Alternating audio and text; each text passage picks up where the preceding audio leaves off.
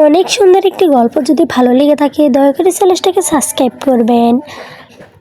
আমার বাবা আমাকে কোমায় থাকা এক কোটিপতিকে বিয়ে করতে বাধ্য করেছিলেন। তারপর আমার কণ্ঠ শুনে তিনি জেগে উঠলেন। যেদিন বাবা আমাকে বিয়ের নামে এক কোটিপতির হাতে তুলে দিলেন, সেই দিন আমার সামনে বসেছিলেন এমন একজন মানুষ যিনি টানা 9 মাস ধরে কোমায় ছিলেন। তিনি কথা বলতেন না, নড়াচড়া করতেন না, এমনকি চোখও খুলতেন না। সবাই বিশ্বাস করত মিস্টার ইয়াসিন আর কখনোই জ্ঞান ফিরে পাবে না। সবাই মনে করত তিনি আর কোনো দিন পৃথিবীর কোনো শব্দ শুনতে পাবে না। কিন্তু সেই দিন রাতে যখন প্রথমবারের মতো আমি আমার সাধ্য বিবাহের স্বামীর সঙ্গে এক হলাম, আমি তার কানের কাছে মুখ নিয়ে আস্তে করে একটি সত্য কথা বললাম। আর ঠিক সেই মুহূর্তেই তার ডান হাতের একটি আঙ্গুল সামান্য কেঁপে উঠল। সেই দিন আমাদের বিয়ের অনুষ্ঠানে হচ্ছিল অন্তত সাদামাটাভাবে। চারদিকে ছড়িয়েছিল গোলাপ ও রজনীগন্ধার মিষ্টি সুবাস। ধরকরা সাদা পোশাক পরে আমি বসেছিলাম আখতারের আষাঢ়ে।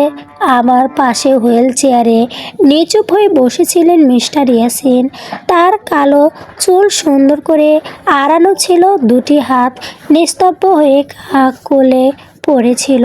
পেছনে দাঁড়িয়েছিলেন একজন ব্যক্তিগত নার্স, যিনি প্রতিটি মুহূর্তে তার শারীরিক অবস্থায় পর্যবেক্ষণ করেছিলেন। তিনি একবারও আমার দিকে তাকালেন না, কোনো প্রতিক্রিয়া দেখালো না, একটু নড়ল না। কারণ দেশের অন্যতম বৃহৎ শিল্পকর উত্তরাধিকারী মিস্টার ইয়াসিন টানা 9 মাস ধরে কোমায় ছিলেন। আমার পাশে দাঁড়িয়ে বাবা আব্দুল করিম নিচু স্বরে বললেন, বলো মা। আমার গলা শুকিয়ে কাঠ হয়ে গিয়েছিল। আমি কষ্ট করে বললাম, আমি রাজি। এই দুটো শব্দ আমার কাছে বিয়ের সম্মতি ছিল না। মনে হচ্ছিল যেন নিজের ভাগ্যের কঠিন সিদ্ধান্ত বয় আমি নিজেই উচ্চারণ করেছি। বিহাত সম্মত হওয়ার পর উপস্থিতি আত্মীয় স্বজনদের ভদ্রতার খাতিরে দোয়া করলেন। আর কয়েক মুহূর্তের মধ্যেই আমি হয়ে গেলাম মিসেস ইয়াসিন। আমার স্বামী আমাকে দেখলেন না, আমি তার কাছ থেকে কোনো উত্তর পেলাম না। অনুষ্ঠান শেষ, নার্স ও কর্মীরা তাকে হুইল চেয়ারে করে গাড়িতে তুলে নিয়ে গেলেন। আমি দাঁড়িয়ে রইলাম আর ভাবতে লাগলাম, কিভাবে আমার জীবন ভালোবাসার গল্প না হয়ে একটি পারিবারিক সূত্রিতে পরিণত হয়ে বেড়াবে। বের হতেই বাবা অস্তিত্ব নিঃশ্বাস ফেলে আমার দিকে তাকালেন। তুমি কঠিন সিদ্ধান্ত নিয়েছ সুভাষিনী। আমার তিক্ত হাসি হেসে বললাম, ঠিক সিদ্ধান্ত। এমন একজন মানুষকে বিয়ে করেছি যিনি নিজের সম্মানটুকুও জানতে পারবে না। বাবার মুখ কঠিন হয়ে গেল। নাতনি ধীরে বললেন, এ তো আমাদের পরিবারে বেঁচে গেল। আমাদের এই শব্দটাই তিনি সব সময় ব্যবহার করতেন যখন নিজের ভুলের বোঝা আমার কাঁধে চাপিয়ে দিতেন। 3 সপ্তাহ আগে আমাদের ছোট ভাড়া বাড়িতে বসে তিনি সব সত্য বলেছিলেন। মিস্টার ইয়াসিনের 30 বছর পূর্ব হওয়ার আগে তার বিয়ে হয়ে পারিবারিক আছি দলিলের অন্যতম শর্ত ছিল। যদি তা না হতো তাহলে তাদের বিশাল শিল্পপতি অনুষ্ঠানের নিম্নত্ব চলে যেত। তার চাচাতো ভাই মাহিদ ইয়াসিনের হাতে। আমি যদি এই বিয়েতে রাজি হয়েই তাহলে বাবার সব ঋণ পরিশোধ করে দেওয়া হবে। ব্যাংকের ঋণ, বাড়ির ভাড়ার বকেয়া, সব দেনা, সব আইনি ঝামেলা, নার্স কিছুর আশ্বাসন হবে। আমি বিস্ময়ে বাবার দিকে তাকিয়ে বলছিলাম, আপনি চান আমি কোমায় থাকা একজন অচেনা মানুষকে বিয়ে করি। বাবা দীর্ঘশ্বাস ফেলে বলেছিল, আমি শুধুই চাই আমার ভুলের জন্য তোমাকে আর কষ্ট পেতে না হোক। সেই দিন আমি তাকে বিশ্বাস করতে চেয়েছিলাম, কিন্তু আজ মিস্টার ইয়াসিনের প্রসাদ প্রসাদোপম বাড়িতে এসে বুঝলাম আমি আর কাউকে সহজে বিশ্বাস করতে পারছি না। সন্ধ্যার আলো পুরোপুরি মিলিয়ে যাওয়ার আগেই সুবাসিনকে নিয়ে কালো রঙের বিলাসবহ গাড়িটি শহরের রাস্তা পেরিয়ে বিশাল লোহার গেটের সামনে এসে থামলো। গেটের দুই পাশে দাঁড়িয়ে থাকা নিরপেক্ষরা গাড়িটি দেখেই সামনে জানিয়ে গেট খুলে দিল। গাড়ি ধীরে ধীরে ভেতরে ঢুকলো। সুবাসিনের চোখ বিস্ময়ে বড় হয়ে গেল।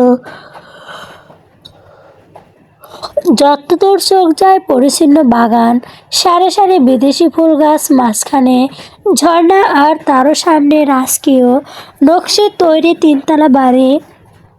বাড়িটা যেন কোনো সিনেমার দৃশ্য থেকে উঠে এসেছে। কিন্তু এই বাড়ির জৌলুসের মাঝেও সুবাসিনীর বুকের ভেতরটা হঠাৎ আরো ভারী হয়ে উঠল। এত বড় বাড়িতে তার নিজের বলতে কেউ নেই। যার স্ত্রী হয়ে এখানে এসেছে তিনি তো এখনো চোখ খুলতে পারে না। গাড়ির দরজা খুলে একজন বয়স্ক মহিলা এগিয়ে এলেন। গভীর মুখে তিনি বললেন, আসুন ছোট ম্যাডাম, আমি এই বাড়ির গৃহ পরিচালিকা রহিমা। আপনার জন্য ঘরে প্রস্তাব তো করা হয়েছে। সুবাসিন মৃদু মাথা নাড়ালো। তার গলায় কোনো শব্দ এলো না। ঠিক তখনই আর একটি গাড়ি এসে থামলো। সেখান থেকে নার্সদের সহায়তায় হুইল চেয়ারে বসিয়ে বানানো হলো মিস্টার ইয়াসিনকে। তার মুখে আগের মতোই কোনো অভিব্যক্তি নেই।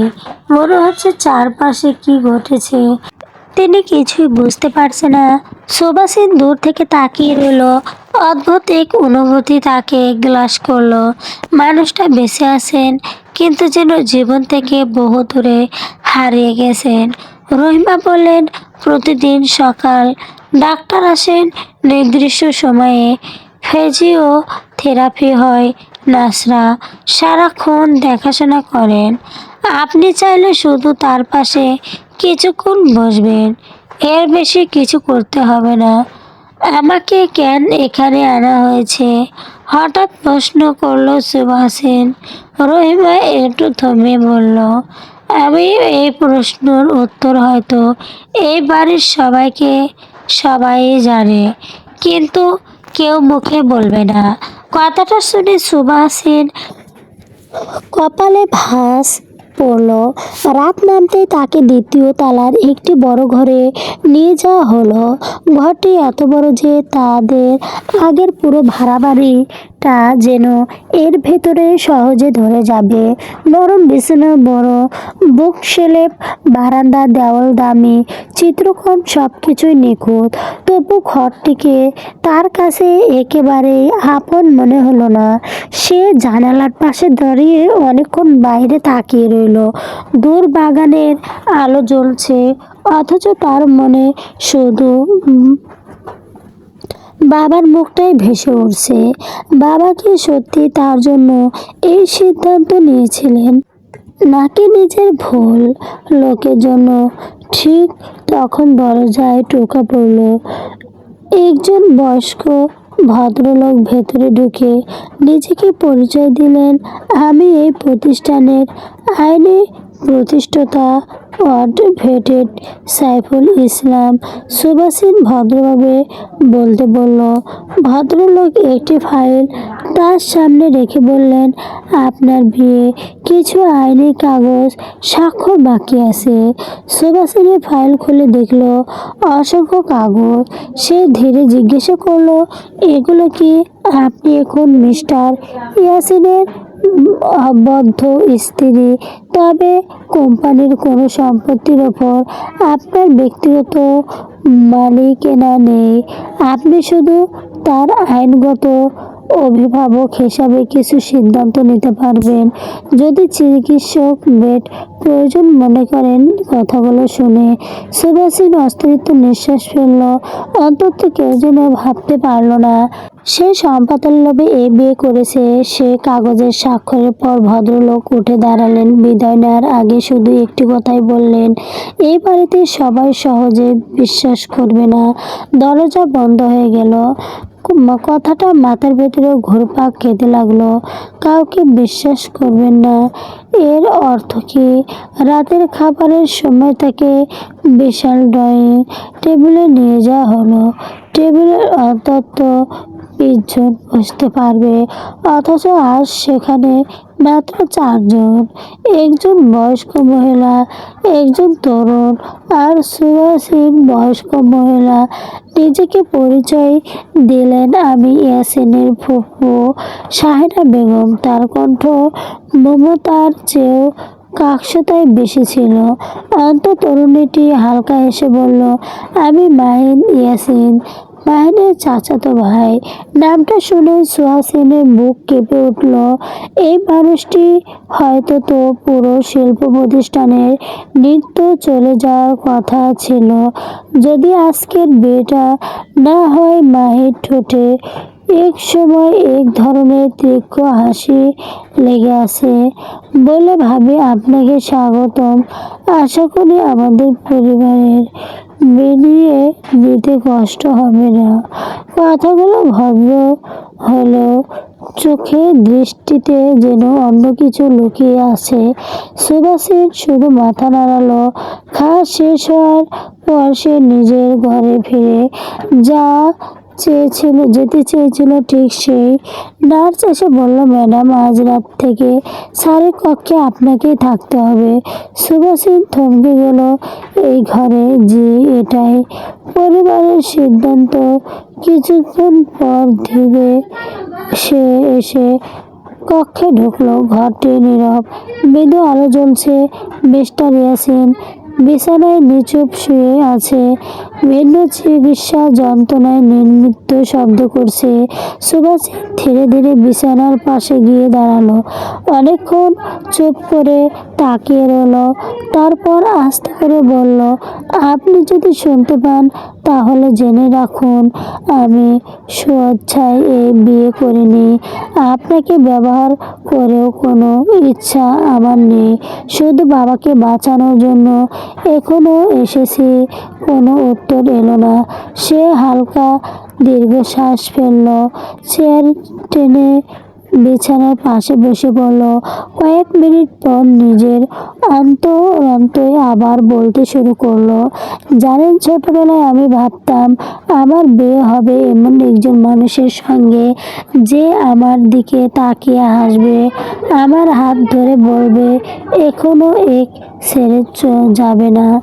অথচ আজ আমি এমন একজনের স্ত্রী যিনি জানে না যে তার বিয়ে হয়েছে। কথা বলতে বলতে তার চোখ ভিজে উঠল।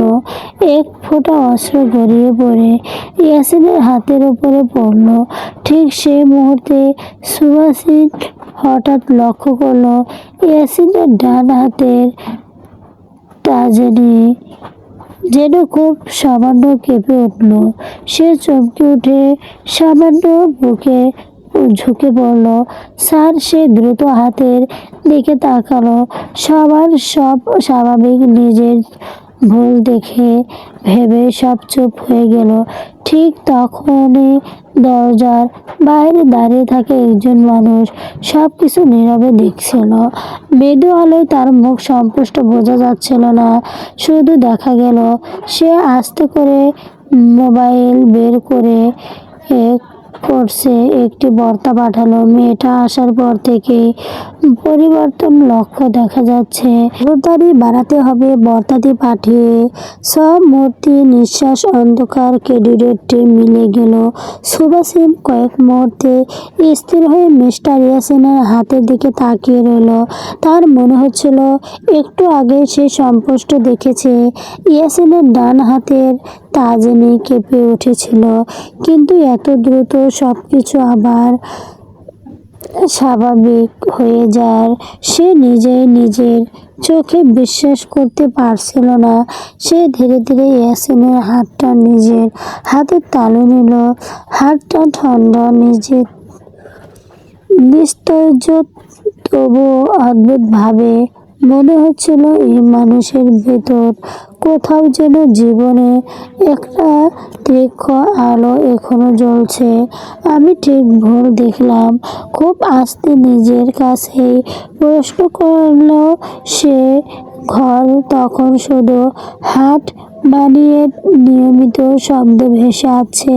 ঠিক সেই সময় দরজায় হালকা শব্দ হলো। রাতে দায়িত্ব থাকা নার্স ভেতরে ঢুকলো। ম্যাডাম, সব ঠিক আছে তো? সুবাসিনী কিছুক্ষণ স্তব্ধ করে বলল, আমি মনে হলো ওনার হাতটা একটু নেড়েছিল। নার্স অবাক হয়ে ইয়াসিনের দিকে তাকালো। তারপর আস্তে ভাঙিতে তার চোখের পাতা নাড়িয়ে আর শ্বাস প্রশ্বাস পরীক্ষা করলেন। সব কিছু আগের মতোই স্বাভাবিক। তিনি মৃদু হেসে বললেন, এমনটা অনেক সময় মনে হয় দীর্ঘদিন কমে থাকা রোগীদের ক্ষেত্রে। পরিবারের সদস্যরা ছোট ছোট নড়াচড়াকেও বড় পরিবর্তন বলে মনে করেন। সুবাসিনী আর কিছু বলল না, কিন্তু তার মন কোনোভাবেই নার্সের কথায় সন্তুষ্ট হলো না। সে সম্পুষ্ট দেখেছে হয়তো খুব সামান্য, কিন্তু নড়ছিল। নার্স চলে যাওয়ার পর সুবাসিন আবার চেয়ারে বসে পড়ল। বিছানায় শুয়ে থাকা মানুষটির দিকে তাকিয়ে তার মনে হলো এই বিশাল বাড়ি সবাই যেন ইয়াসিনকে একজন মানুষ হিসাবে নয়, বরং একটি দায়িত্ব হিসাবে দেখ। কিন্তু কেন? রাত প্রায় শেষের দিকে তখন যে চেয়ারে বসেই তার চোখ লেগে গিয়েছিল, সে বুঝতেই পারেনি। হঠাৎ খুব ভোরে কোথাও কথার শব্দ, তার ঘুম ভেঙে গেল। দরজাটা পুরোপুরি বন্ধ ছিল না। ফাঁক দিয়ে করিডোরে দুজন মানুষ কথা শোনা যাচ্ছিল। একজন বললেন, ডাক্তার বলেছেন আর কোনো উন্নতি নেই। অন্যজন উত্তর দিল, তবুও নজর রাখতে হবে। যেদিন না বাকিটা খুব নিচু স্বরে বলায় সুবাসিহীন শুনতে পেল না। সে দরজার কাছে গিয়ে যেতে শব্দ বন্ধ হয়ে গেল। করিডোরের বাইরে দেখে সেখানে কেউ নেই। মনে হলো যেন ইচ্ছা করে তারা সরে গেছে। সকলে ফজরের নামাজ পড়ে সে আবার ইয়াসিনের ঘরে ফিরে এলো। জানালার পর্দা সরিয়ে সূর্যের আলোয় ঘরে ঢুকিয়ে দিল। আস্তে করে বলল, আজ থেকে আমি প্রতিদিন আপনার সঙ্গে কথা বলবো। আপনি শুনতে পাবেন বা না পান আমি জানি না, কিন্তু নীরবতার চেয়েও কথাগুলো ভালো। সে নিজের ছোটবেলার গল্প বলতে শুরু করলো। কিভাবে তার মা খুব ছোটবেলায় মারা গিয়েছিলেন, কিভাবে বাবা তাকে মানুষ করার চেষ্টা করিয়েছিলেন, কিভাবে সংসারের অভাবের মধ্যেও সে পড়াশোনা শেষ করেছিল। সব কথা যেন এক নিমিষে বলল চলল। অদ্ভুত ব্যাপার হলো, একদিন নিজের জীবনের কথা কাউকে বলতে ইচ্ছা করলো। আজ এই নিঝুম মানুষটা সামনে বলতে একটু সংকোচ লাগছিল না। ঠিক তখনই দরজায় কড়া নাড়ার শব্দ হলো। ভেতরে ঢুকলেন একজন সুগোষ্ঠ লোক, ভদ্রলোক, গায়ে সাদা পাঞ্জাবি, চোখে চশমা, মুখে শান্ত হাসি। তিনি বললেন, আমি ডাক্তার রাশেদ। গত 9 মাস ধরে ইয়াসিনের চিকিৎসার দায়িত্ব আছি। সুবাসিন সালাম জানালো। ডাক্তাররা ইয়াসিনকে পরীক্ষা করতে করতে জিজ্ঞাসা করলেন, গত রাতে কোনো অস্বাভাবিক কিছু লক্ষ্য করেছেন? সুবাসিন কিছুক্ষণ চুপ থাকে বলল, আমার মনে হয়েছে ওনার হাত নড়ছিল। ডাক্তার রাশেদ থেমে গেলেন। তার চোখ এক মুহূর্তের জন্য বিস্ময়ে ফুটে উঠল। আপনি নিশ্চয়? আমি পুরোপুরি নিশ্চিত তো বলতে পারছি না, কিন্তু আমার তাই মনে হয়েছে। ডাক্তার কিছুক্ষণ কোনো কথা বলল না, তারপর খুব ধীরে বললেন, এমন একটা সত্যি হলো বিষয়টা গুরুত্বপূর্ণ, তবে একবার দেখো, আমাকে সঙ্গে সঙ্গে জানাবেন। ডাক্তার চলে যাওয়ার পর সুবাসিন লক্ষ্য করলো দরজার বাইরে দাঁড়িয়ে মাহির সব কথা শুনছিল। তাদের চোখাচোখ হতেই মাহির কৃত্রিমিত্ব হাসি দিয়ে বলল, ভাবি, ডাক্তারও তো আসার কথাই বললেন, কিন্তু ব্যস্ততা অনেক কঠিন। আপনি কি বলতে চাচ্ছেন? কিছু না, শুধু নিজের মনকে শক্ত রাখবেন। কথাটা বলে সে চলে গেল, কিন্তু তার চোখের চাহনি যেন অন্য কিছু বলছিল। দুপুরের দিকে রহিমা এসে জানালো, বড় সাহেবের ব্যক্তিগত অফিসে আপনাকে যেতে বলেছেন। কোম্পানির আইনজীবী সুবি সুবাসিনী অবাক হয়ে নিশ্চিন্তায় গেল। সেখানে বড় একটি কক্ষে কয়েকজন পরিচালক বসেছিলেন। আইনজীবী উঠে দাঁড়িয়ে বললেন, আপনি এখন আনুষ্ঠানিকভাবে ইয়াসিন সাহেবের স্ত্রী, তাই কিছু অর্থক নীতিতে আপনার উপস্থিত প্রয়োজন। সুবাসিনী কাগজগুলো মনোযোগ দিয়ে পড়তে শুরু করলেন। হঠাৎ একটি লাইনে তার চোখ আটকে গেল। সেখানে লেখা, যদি মিস্টার ইয়াসিনের স্বাভাবিক মৃত্যু ঘটে, তবে পুরো নির্ধারিত উত্তরাধিকারী আইন কার্যকর হবে। স্বাভাবিক মৃত্যু, এই শব্দ দুটো তার বুকের ভেতর কেমন যেন কাঁপন বিরুদ্ধে দিয়ে সে মাথা তুলে জিজ্ঞাসা করলো, এই কথাটা সেখানে কোনো লেখা আছে? ঘরে এক মুহূর্তের জন্য নীরবতা নেমে এলো। আইনজীবী উত্তর দেওয়ার আগেই মাহির এসে বলল, এটা শুধু আইনি ভাষা ভাবি, ভয় পাওয়ার কিচ্ছু নেই। কিন্তু তার হাসিটা যেন একটু স্বাভাবিক লাগলো না। সুবাসিন কাগজে স্বাক্ষর করলেও তার মনে অজানা একটা সন্দেহ জন্ম নিল। এই বাড়িতে সবাই যেন কিছু না কিছু লুকিয়ে রেখেছে। বিকেলে সে আবার ইয়াসিনের ঘরে ফিরে এলো। বিছানার পাশে বসে বলল, আপনি যদি সত্যি শুনতে পান তাহলে দয়া করে একটা সংকেত দিন। আমি এক রহস্যর ভেতরে আটকে যাচ্ছি। কথাটা শেষ হওয়ার কয়েক সেকেন্ড পর হঠাৎ মিনিটের শব্দ হঠাৎ দ্রুত হয়ে উঠল, বিপ বিপ বিপ বিপ। সুবাসিন চমকে উঠে দাঁড়ালো। সে ইয়াসিনের মুখের দিকে তাকালো। এই প্রথমবার মনে হলো ইয়াসিনের বন্ধ চোখ পাতাগুলো যেন খুব সুরক্ষভাবে কেঁপে উঠল। ঠিক তখনই বাহির থেকে নার্সদের দৌড়ে আসার শব্দ শোনা গেল। ঘরের ভেতরে কয়েকজন এসে সঙ্গে ঢুকে পড়ল। ডাক্তারকে খবর দেওয়া হলো, কিন্তু সবার অজান্তেই করিডোরের এক কোণে দাঁড়িয়ে মাহির মুখ থেকে কৃত্রিম হাসিটা ধীরে ধীরে মিলে গেল। সে দাঁত চেপে খুব নিচু স্বরে বলল, না, এটা হতে পারে না, চলবে। গল্পটি অনেক সুন্দর। যদি ভালো লেগে থাকে দয়া করে চ্যানেলটাকে সাবস্ক্রাইব করবেন।